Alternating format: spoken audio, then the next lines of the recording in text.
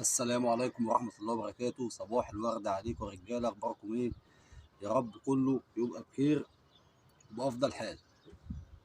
النهاردة يا جماعة هنتكلموا على موضوع مهم جدا. اتطلب مني فيديو إن أنا أطلع أشرح فيه مشكلة الحمام اللي بيركن. تمام؟ الفيديو ده يا رجالة مهم، فتابعني فيه لغاية النهاية. تمام؟ تابعني فيه لغاية النهاية. علاج الحمام اللي بيركن، أنا هتكلم فيه عن الزغلول اللي بيركن او الحمام الكبير اللي بيركن. تمام، انا هحاول الخص لك بس هجيب لك المفيد بتاع الموضوع كله. تمام، هنبتدي بالزغلول. انت دلوقتي عندك شويه زغاليل، تمام، وعايز تنشهم. بدايه هتجيب الزغاليل. اول حاجه الزغلول الف ب لازم يطمن للارضيه. خلاص، يبقوا ايه متفقين؟ لازم الزغلول يطمن للارضيه. بتسيبه في الارضيه، تمام، على حسب ايه عمر الزغلول. الزغلول لو فايق وهيطير فانت بتسيبه ايه 4-5 ايام. لو الزغلول صغير بتسيبه ايه ينشف على الارضيه. تمام، عشان ما تطلعش زغلول صغير على العرق يقع منك. ده كده مش مركن، ده كده الزغلول وقع منك او ممكن يتنطر منك. تمام، كل ما كان الزغلول عمره كبير شويه فكل ما كان افضل. تمام يا رجاله، ده نمره واحد. الزغاليل سبتها على الارضيه، انت دلوقتي عايزهم يطلعوا على العرق. بتسيب الزغاليل لغايه ما تطلع لوحدها، مالكش دخل ولا صالح بيها. ازاي؟ ناس ما تكرش زغلول ولا تمسك زغلول بايدك تحطه فوق على العرق. تمام، اول حاجه بتسيب الزغاليل، في منهم اللي بيطلع وفي منهم اللي ما بيطلعش، انت بتفتح لهم الشبكه وبتقعد. تمام يا رجاله، كده انت بتسيب الزغاليل تطلع على العرق لوحدها. بتسيبها على العرق لغايه ما الزغلول يقوم لوحده، يشوط، يقوم يكسر دوره، يعمل اللي يعمله. تمام، انت من اول ما الزغلول طمنته للارضيه وطلع على العرق لوحده، انت مالكش اي دخل. اوعى تقول للزغلول هش ولا تمسكه بايدك تحطه فوق على العرق. تمام، عشان ما ترجعش تقول الزغلول والحمام بتاعي بيركن. كده اول بند. تمام، الزغلول ده بتفضل سايبه على العرق ينشف على العرق، وكل ما الزغلول يقعد على العرق فتره طويله كل ما كان افضل ليك انت. تمام، انا بقول لك على اسرار قليل قوي اللي بيقولها.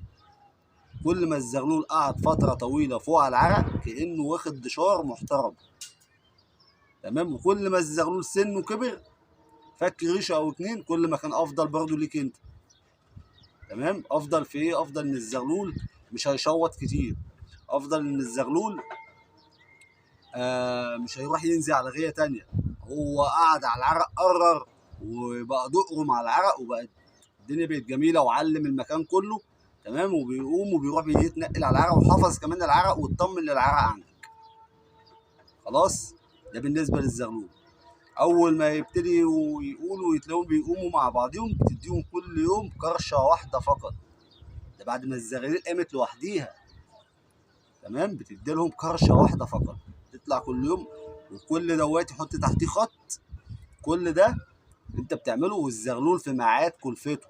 انت بتكلف الزغلول، مثلا بتكلفه الظهر، يبقى انت بتفتح على الزغاليل دي في الميعاد اللي انت هتاكل فيه. فانت ما بتاكلش، انت بتفتح على الزغاليل بتطلع بتديها ايه كرشه.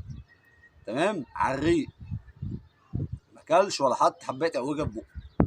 خلاص، تديلهم هي كرشه واحده. لفوا لفه، لفوا لفتين، طلعوا كسروا دوره ونزلوا. تمام، بتسيبهم 10 دقايق على العرق وبتنزلهم بتكلفهم.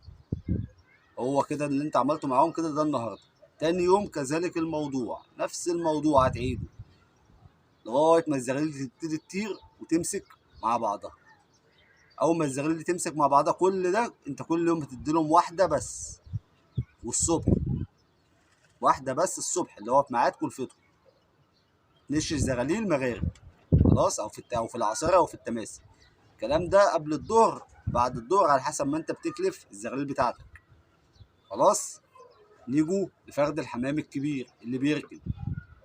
تمام، ده اولا اول حاجه سببه انت عمال كل شويه تكرش فيه، سببه كرهته في الغيه عندك وحببته للمركب. فتعمل ايه؟ بص اللي انا قلته لك ده هو السبب الاساسي.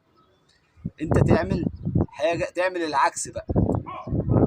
لازم فرد الحمام يطمن للعرق اللي انت كرهته فيه. طب هتطمنه للعرق ازاي؟ اولا بتاخد فرد الحمام ده بتجوعه، اذا كان بقى 1 2 3، الكلام ده يسري على فرد ويسري على مجموعه. تمام؟ بتجوعه وبتديله ميعاد كلفه، وبتديله كلفه قليله قوي، يعني بتحرف له الطاجن او الاكله اللي انت بتاكل فيها. تمام؟ شويه صغيرين كده بتحرفهم، تفضل قافله 4 5 ايام، وبتديله التحريفه الصغيره دي. تمام؟ اليوم اللي انت هتفتح له فيه ما تديلوش التحريفه دي، طلعه جعان، هيطلع هيقف على العرق. تمام؟ وهيبقى عايز ينزل تاني على بابه عشان يكلف، جعان، فرد الحمام جعان. فانت هنا ايه؟ بتخليه، بتبقى رابطه هنا بالكلفه. تمام؟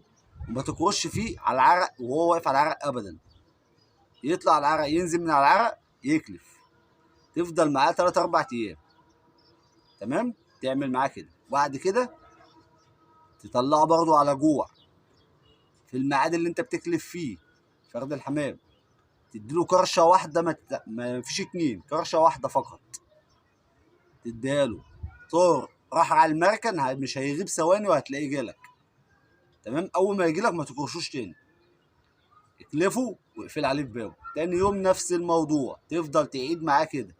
تمام؟ وما تفزعوش من على العرق، طمنه للغيه عندك، حببه في الغيه عندك وهو واقف على العرق. لو مسكت له شويه كلفه كده صغيره كده، تحريفه كده، ورحت راميها له على العرق وهو قعد لقط على العرق، لقط وقعد اكل على العرق، هو كده انت بتحببه في الغيه تاني اللي انت كرهته فيها. تمام يا رجاله؟ وهتفضل على هذا الحال لغايه ما فرد الحمام ده يطلع يلف، ياخد له دورتين 3، ينزل يكلف، ما يتكررش تاني. تمام؟ انت الحمام انت بتعلمه وبتطبعه من طبعك. تمام؟ بس الحمام بتقرص عليه، حتى لو الحمام ده بيطير مش بيركن، بتقرص عليه والحمام مش قادر ياخد نفسه وبتفضل قارص عليه، برضه ما تجيش تندم لما فرد يتضرب منك او فرد يركن منك. تمام؟ انا قلت لكم جميع الاسباب اللي بتخلي الحمام يركن وعلاجها وازاي تصلح فرد الحمام. تمام يا رجاله؟ معلش الفيديو ده طول شويه، والفيديو ده بناء عن طلبكم. في ناس طلبت مني كتبت لي في التعليقات ان هي عايزه فيديو حل مشكله المركن الحمام، فانا رديت في فيديو. برضه لو حد عنده اي سؤال يتفضل يكتب لي في التعليقات، وان شاء الله هطلع في فيديو هرد عليه. يا رب يكون الفيديو كان خفيف عليكم، ويا رب يكون الفيديو عجبكم، والسلام عليكم ورحمه الله.